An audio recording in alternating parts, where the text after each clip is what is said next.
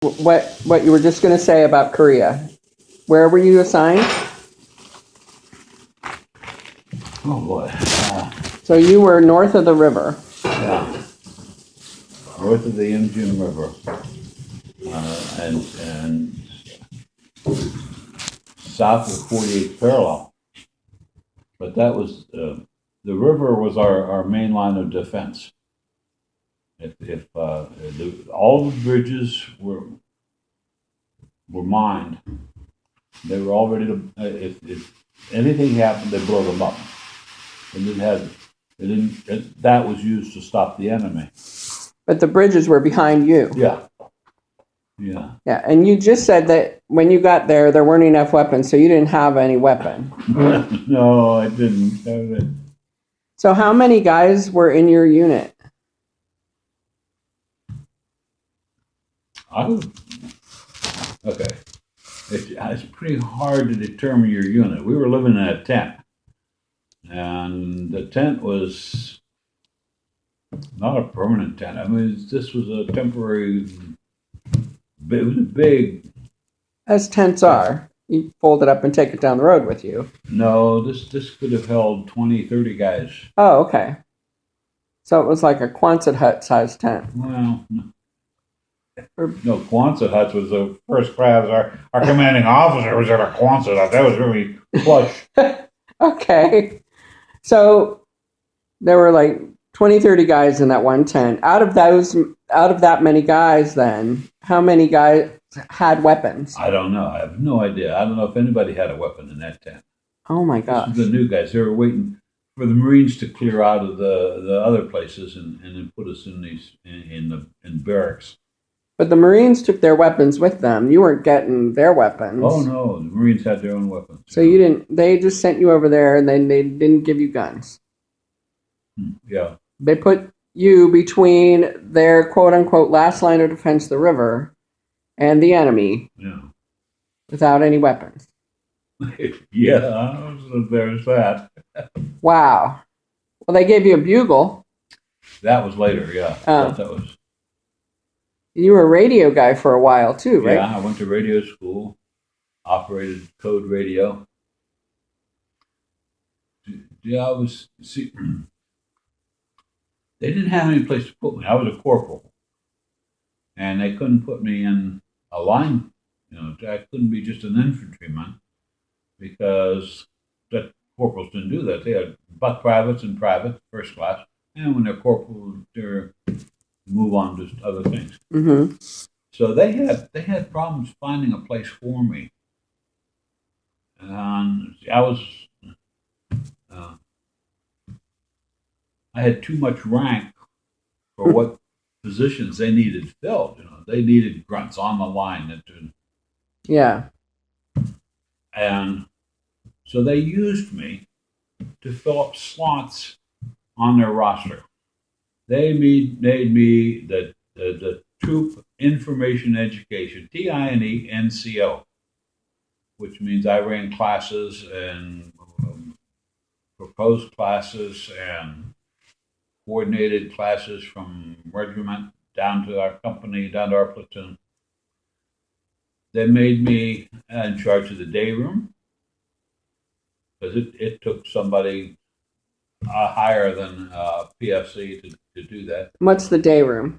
Day room is a place where you're off duty. You can go in there. They had a pool table. They had a ping pong table. Okay, so it's like a rec room. Yeah, they had a bar. Sold beer. A rec room with alcohol. Rec room with alcohol. It's 3.2 alcohol beer. Yeah. Terrible beer. It was Japanese or Okinawan beer or Chinese beer or whatever. What else did I do? Yeah, I wasn't a bugler in that first outfit.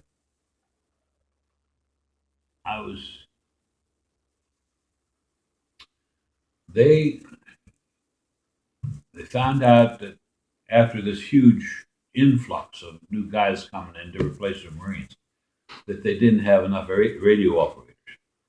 So they were going to have everybody take tests, listening and responding to these tests, and see how much they could write down on these tests. Hmm. See if they thought you were smart enough to do this. And I got included in taking the test, and I got a pretty decent score on it. And so they would send me to radio school to learn all the code and to learn how to operate transmission keys and learn to operate the handheld units and all of the different communications equipment. Hmm. Well, and some of it was in like pieces, and you had to assemble it, wasn't it?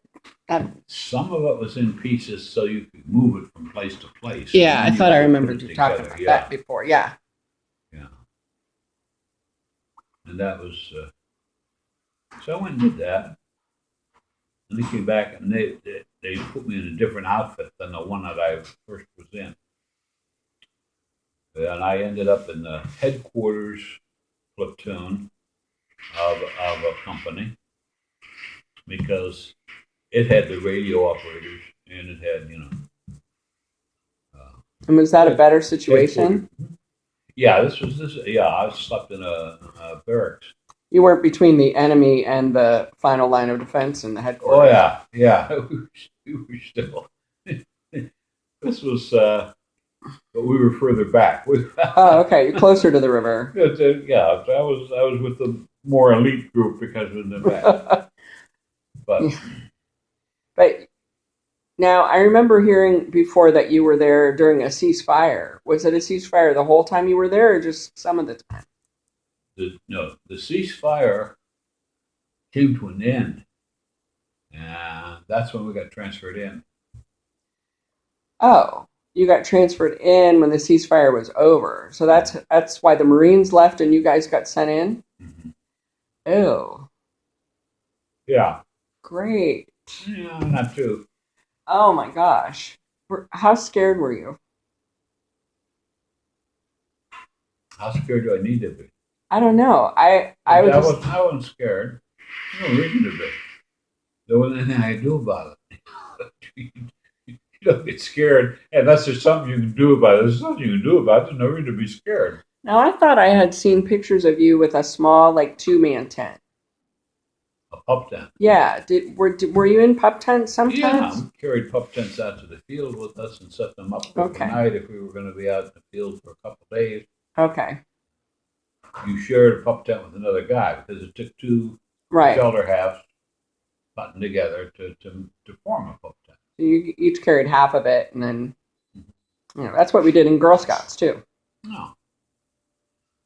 Although I didn't get to carry it, I had half of it made up with my pack, but I had to carry a radio. I carried a.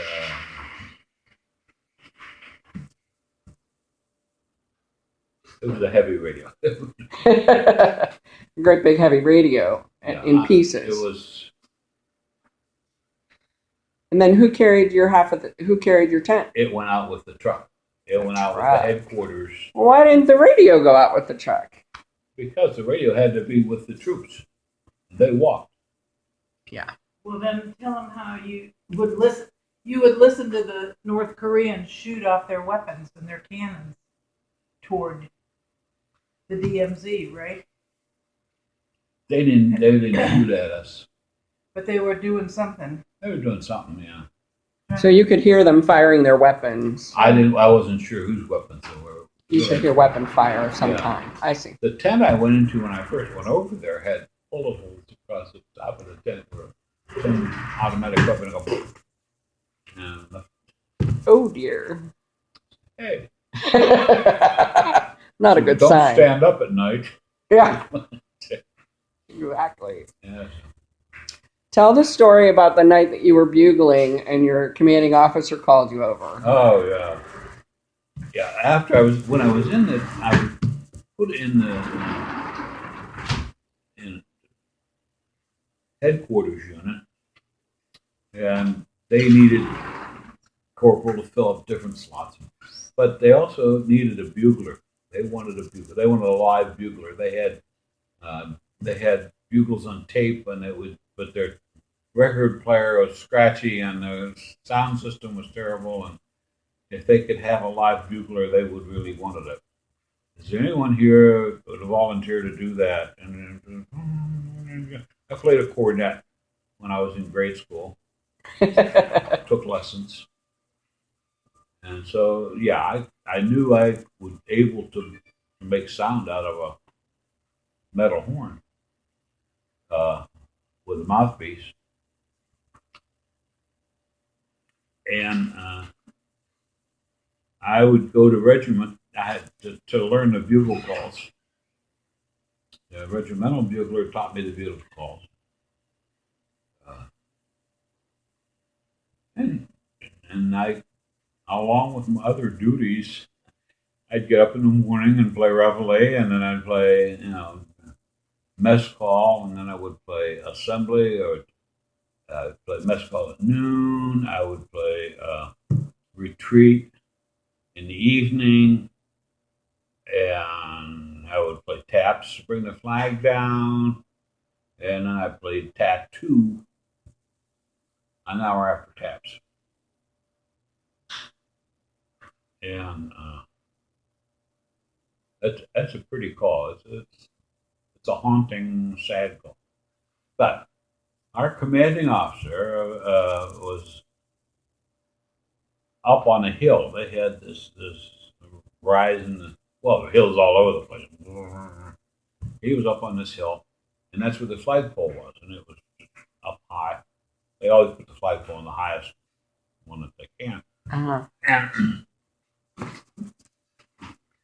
he was living in a Quonset hut.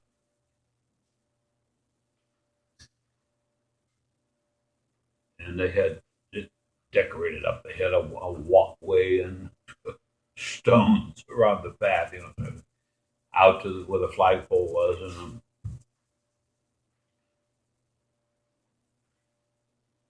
I would stand out at the flagpole, and I would do taps this way and taps that way. So everyone in the camp would hear you. It was, Yeah.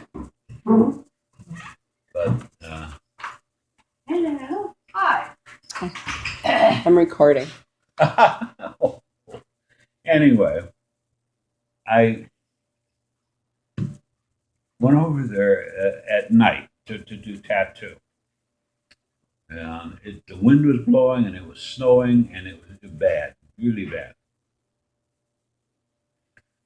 And I got all through with the tattoo, and I turned around, and I start back to bed, and the light goes on in the window of the Quonset hut, and the commanding officer called me over. Hey, bugler. Yeah, yes, sir. Yeah. So I went over there, and he had a tape recorder. He had just recorded my call. And that was reel-to-reel tape. Yeah. Yeah. Yeah. He goes send it home to his wife. But he asked me my name, where I was from, how I was in the service. Did I have any relatives in the service? Did I Yeah. go through the normal military questions? And he said he's going to send this home to his wife. And I said, oh, thank you, sir. And he thanked me for being out there doing the job. And then he said goodnight, pulled down his blind, and it's total black now. Okay. They've got a guard that's walking around the top of the perimeter of this thing. And then he's supposed to, but the guard changes. The timing was, at the end of the bugle call, the end of tattoo is when the guards changed. So now they've got a brand new guard up there who wasn't up there when I came up. Right. And I'm walking across the hill. I'm going to go down. I go over the side of the hill. I didn't want to go down the path. It's way out of the way. It's going down the other side of the hill. I lived over on this side. But it was snow. I was just going to slide down. I was just down the hill over here. And I get just over the crest of the hill, and I'm going down the hill, and behind me I hear, halt, halt, halt. The guards have been in guards aren't allowed to shoot until they say halt 3 times. Oh. Yeah. So they practice. So again, halt, halt, halt as fast as they can 3 times. And then a whole Then they're going to shoot. load of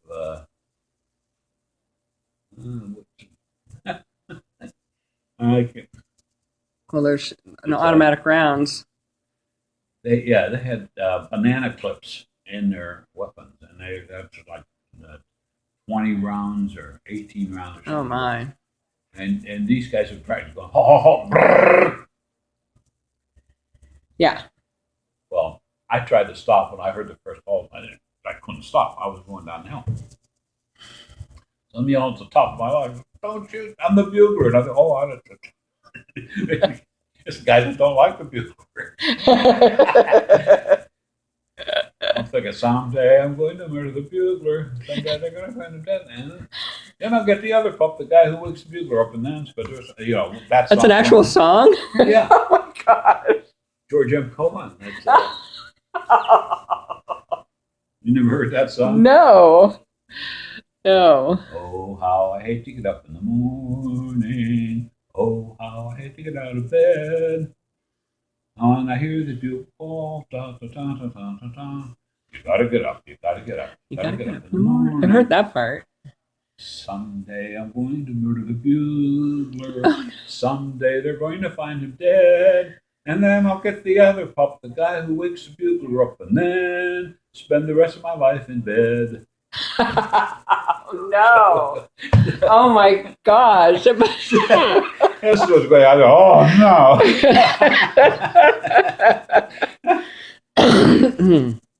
Well, I'm glad the guy didn't hit you, Dad. Oh, he was laughing by the time I got to the bottom of the hill.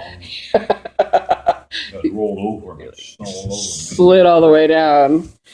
Oh, thanks, Dad. Good stories.